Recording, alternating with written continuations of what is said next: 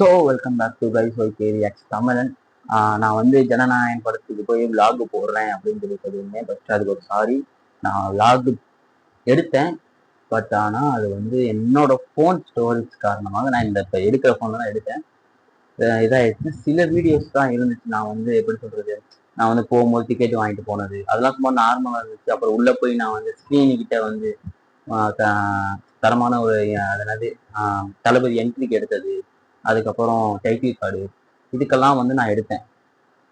So வந்து நான் வந்து உங்ககிட்ட என்ன சொல்ல போறேன் அப்படின்ற ஒரு இதில் இருந்தேன். எனக்கு ஒரு ஐடியா கிடைச்சிச்சு, நம்ம ஏன் வந்து பொய் சொல்லணும், அப்படிலாம் போகக்கூடாது அப்படின்ட்டு. நான் உண்மையே சொல்கிறேன், நான் போனேன், எடுத்தேன். பட் ஆனால் வீடியோ ரெக்கார்டு ஆகலை. ஸ்டோரேஜ் காரணமாக டெலிட் ஆயிடுச்சு. வந்து என்னை வந்து அது ஓப்பனே ஆக மாட்டேங்குச்சு அந்த வீடியோ. அதுக்கு என்னை மன்னிச்சுங்க. அதுவும் இல்லாமல் நான் ஒரு ஆளாக போனதுனால என்னால் அது எதுவும் பண்ண முடியல. சின்ன சின்ன வீடியோஸ் இருக்குது, நான் வேணா அது கூட உங்களுக்கு போட்டு காமிக்கிறேன். வந்து நீங்க நம்பலாட்டினா நான் சத்தியமா வந்து போனேன், நீங்க வேணா அதை பார்த்துட்டு வாங்க.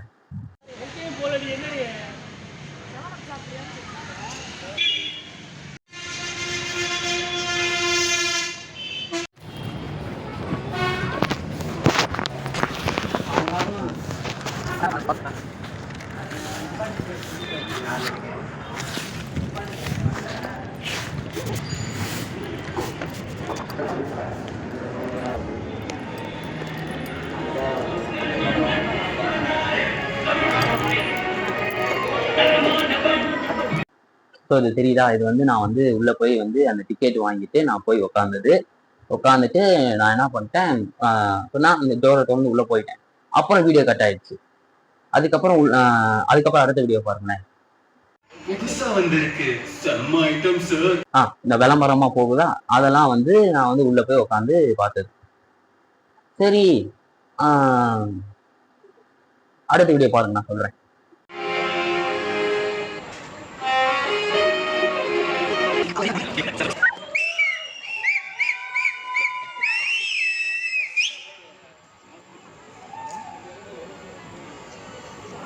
டைட்டில் கடமை மஸ்ட் நினைக்கலாம்.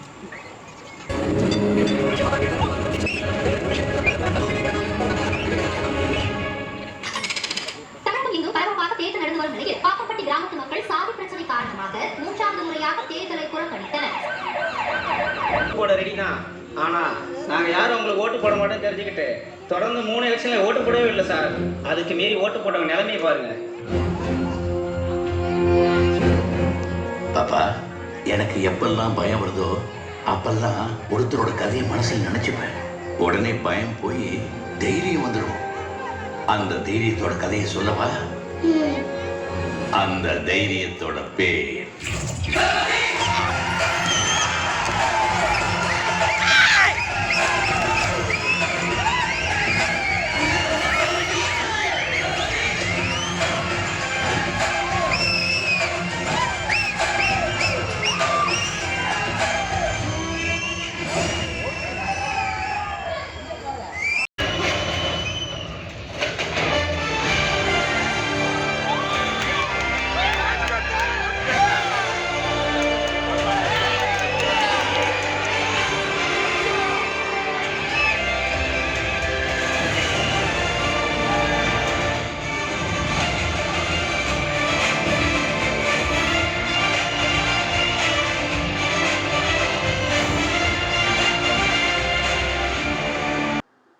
டைட்டில் கார்டு போட்டிருக்கா.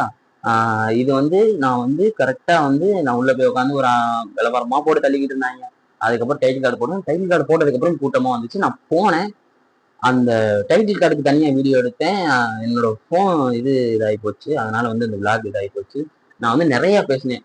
ஸோ வந்து இங்க வீட்டுல இருந்து இங்க இருந்து கிளம்புற முடியும். கிளம்புனதுக்கு அப்புறம் அப்படியே அங்க போயிட்டு இது பண்ணா அது முடியும் வீடியோ தராங்க. என்னை மன்னிச்சிருங்க. இது வந்து ஒரு விளாக் கிடையாதுனாலும் நான் வந்து எப்படிலாம் என்னோட எக்ஸ்பீரியன்ஸ் படத்தோட வந்து படத்துல இருக்க சீன் எப்படி இருந்துச்சு நான் வந்து உங்ககிட்ட சொல்றேன். எல்லாத்தையுமே பாருங்க. ஓகே,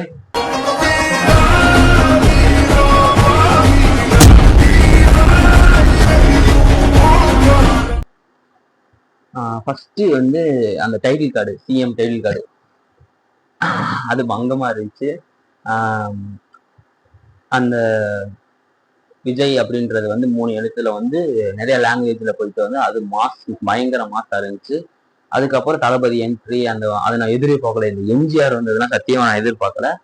அந்த எம்ஜிஆர் பக்கத்துல அப்படிங்கிட்ட ஒரு ஆர்டிஸ்ட் இங்கிட்ட வந்து அப்படியே அந்த எம்ஜிஆர் விஜய் இங்கிட்ட வரும்போது அந்த இது நல்லா இருந்துச்சு, செம்மையா இருந்துச்சு. அதுக்கப்புறம் அது வந்து எனக்கு ரொம்ப பிடிச்சிருந்துச்சு. ஏன்னா வந்து சம்மந்தம் இல்லாம எதுக்குடா ஏதோ வளர்ந்துகிட்டு இருக்க மாதிரியே ஃபர்ஸ்ட் சீன்ல தோணுச்சு. அதுக்கப்புறம் கரெக்டா அந்த இதுல பார்க்கும்போது எம்ஜிஆர் நான் பீஸ் ஆயிட்டேன், என்னடா அப்படின்னு இருந்துச்சு. நிறைய இடத்துல வந்து தியேட்டர்லயும் வந்து என்னன்னா நான் வந்து வீடியோவில் நீங்க பாருங்க, அது வந்து கூட்டம் போய்கிட்டே தான் இருக்கும். எனக்கு என்னன்னா கூட்டம் வந்துட்டே இருந்துச்சு. சரி, ஒரு நான் வந்து பார்த்த உடனே தளபதியை வந்து ரசிப்பாங்க. ஒரு மாசா பிஜிஎம் போட்டு நடந்து வரும்போது அவரை ரசிப்பாங்க.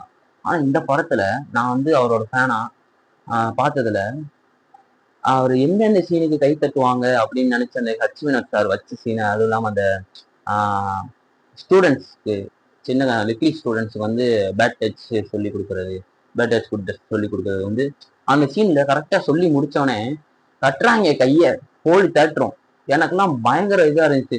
நான் வந்து அந்த பிரமிப்புல உட்காந்துருக்கேன், தளபதி அப்படிலாம் பேசுனது அப்படின்னு. அந்த எல்லா சீன்லயுமே அந்த பாட்டி கூட எனக்குள்ள அந்த பச்சை குத்தி இருக்கும், அதை கிழிச்ச உடனே தளபதி முகம் தெரியும், அதுல கத்துறாங்க. நான் எதுலையுமே கத்தல, பிரமிப்பா பாக்குறேன். எனக்கு என்னால எதுவுமே பேசவே முடியல. அந்த தளபதி வருது பார் அப்படின்னோடனே அந்த 2 யானை இப்படி நடுவுல அப்படி தரமா நடந்து வந்தோடனே அதுக்கு கத்துனாங்க. ஒரு ஃபுல்லாவே தியேட்டர் மூமெண்ட்ஸ் தான், எதுலையுமே கத்தாம இல்ல. நான் வந்து பெரியகுளத்துல இருக்க தேனி மாவட்டத்துல பெரியகுளத்துல இருக்க பவன் தேட்டர் தான் போயிருந்தேன். மோஸ்ட்லி வந்து ஞாயிற்றுக்கிழமை நாள் பயங்கர கூட்டம். நேற்று மதியானமே போயிட்டேன். பட் ஆனா வீடியோல அதனால ரொம்ப ஒஸ்ட் ஆயிருச்சு, மைண்டே எனக்கு இல்லை என்ன பண்ணலாம் அப்படின்னோடனே எனக்கு வந்து அதுக்கப்புறம் தோணுச்சு, இந்த மாதிரி விஷயங்கள்லாம் தாண்டி தானே போய் ஆகணும், என்ன பண்றது அப்படின்ட்டு யோசிச்சுக்கிட்டே இருக்கேன். சரி, நம்ம போன எக்ஸ்பீரியன்ஸு அதுக்கப்புறம் படத்தோட நம்ம பார்த்த ஒரு ரிவ்யூ சொல்லலாம் அப்படின்ட்டு தான் நான் வந்தேன். இதுக்கு முன்னாடி வீடியோ சொல்லிட்டு ரிவ்யூலாம் வேணாம் சொல்லாதீங்க, தளபதி லாஸ்ட் படம் போய் ஜாலியாக போய் பார்த்துட்டாங்க. ஆனா இது வந்து ரிவ்யூ சொல்ல வேண்டியான ஒரு கருத்து, தரமான ஒரு கருத்து, ஜனநாயக உரிமையை பத்தி சொல்லியிருக்காங்க. அது தளபதி வந்து என்னைக்குமே கதை உள்ள படங்கள் வந்து பண்ணுவாரு. அதுல வந்து ஒரு 25% கதை இருக்கும், 75% கமர்ஷியல் அவருக்கான ஒரு இதுலயும் அப்படி இருக்கான கதை வந்து ஸ்ட்ராங்கா இருக்கு. அந்த மதத்துக்கான அந்த ஒரு கிளைமேக்ஸ்ல வந்து ஒரு சீன் வச்சிருந்தாங்க. ஹிந்துக்காரங்க கோயில்ல போய் அவங்க தடுக்கிறது, அதாவது வந்து முஸ்லிம்ஸ்காரங்க தடுக்கிறது, அதுக்கப்புறம் இவங்க கோயில இருக்க போனா அவங்க வந்து தடுக்கிறது, எல்லாமே அந்த ஒற்றுமை வந்து காமிச்சிருந்தாங்க. அது செம்மையா இருந்துச்சு. அந்த ஐடியா பயங்கரமா ஒர்க் அவுட் ஆச்சு தியேட்டர்ல. அதுக்கப்புறம் கிளைமேக்ஸ்ல இருந்து மமிதா பைஜுக்கு ஒரு சீன் வச்சிருந்தாங்க, அந்த பயம் போறதுக்காண்டி கரெக்டா வந்து அவங்க அடிக்கிறது சீன். அந்த பிஜிஎம் அணில் ஸ்கோர் பண்ணிட்டாரு எல்லா பிஜிஎம்மே. அதுல வந்து அப்புறம் இன்னொரு சீன் ஒண்ணு, அந்த பிளாஷ்பேக்ல வந்து அந்த பொண்ணை பத்தி சொல்லிக்கிட்டு இருக்கும்போது சிரிச்சுக்கிட்டே இருக்கும்போது தளபதி டக்குன்னு எடுத்து அந்த போலீஸ் தான் இருப்பாரு, டக்குன்னு எடுத்து கத்தி அப்படி குத்துன மாதிரி அந்த சீன் பயங்கரமா இருந்துச்சு. அதுலயும் தியேட்டர் கிளாப்ஸ் ஒரு ஒரு பயங்கரமான ஒரு எக்ஸ்பீரியன்ஸ். 3 மணி நேரம் போனதே தெரியல, அவ்வளவு செம்மச்சான ஒரு ஸ்கிரீன் பிளே.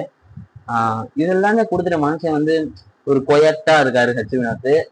அது எதான் என்னன்னு தெரியல. பட் ஆனா படம் ரிலீஸ் ஆனது வந்து லீக் ஆனாலும் சரி, எங்களுக்கு தளபதி போறதுனாலே ஒரு திருவிழா தான். ஆனா என்ன, அது லீக் பண்ணாம இருந்திருந்தா ஒரு மன நிம்மதி இருந்திருக்கும். ஏன்னா வந்து ஃபர்ஸ்ட் டே கலெக்ஷன் வந்து கொஞ்சம் கம்மி, செகண்ட் டே கலெக்ஷன் அதோட கம்மி அப்படின்றாங்க. தளபதினாலே ரெக்கார்டு வைக்கிற மாதிரி தான் இருக்கும்.